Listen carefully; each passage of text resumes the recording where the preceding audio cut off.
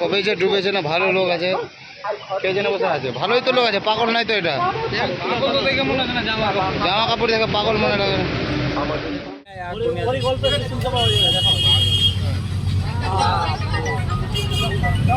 কমলদা আরে আছি তো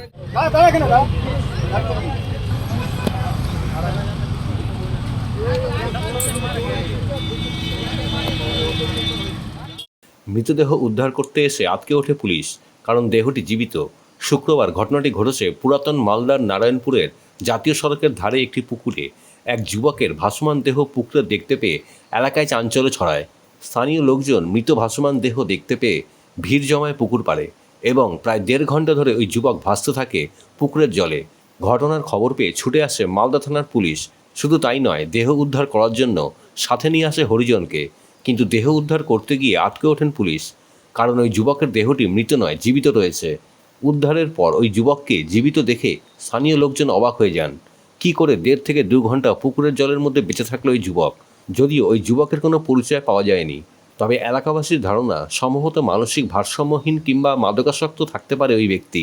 উদ্ধারের পর ওই যুবক সকলের চোখে ফাঁকি দিয়ে পালিয়ে যেতেও সক্ষম হয়।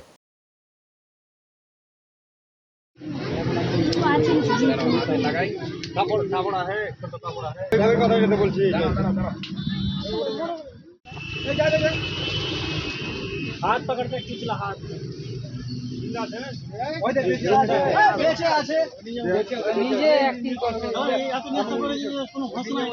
নেশা করে আছে, मैक्सिमम नेशा करे जे मैक्सिमम है ऊपर ले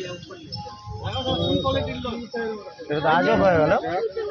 হ্যাঁ, নেশা খায় জলে পড়ে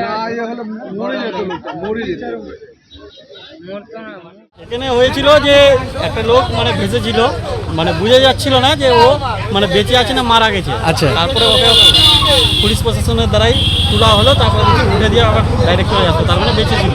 আর আমরা কনফিউজে পড়ে আছি যে ও মরে গেছে না বেঁচে আছে, এটাই হচ্ছে ঘটনার খবরে পুলিশে চলে এসেছিল। হ্যাঁ, সঙ্গে সঙ্গে চলে এসেছে। কি মনে হলো লোকটাকে দেখে? মনে হচ্ছে যে ও নেশা টেশা করেছিল, পায়খানা টায়খানা করার জন্য, জল খরচ করার জন্য গেছিল, ওই উল্টে পড়ে গেছে তো ভেসে থেকে চিট হয়েছিল কি? চিত হয়েছিল। পুরো আশ্চর্যজনক হলো।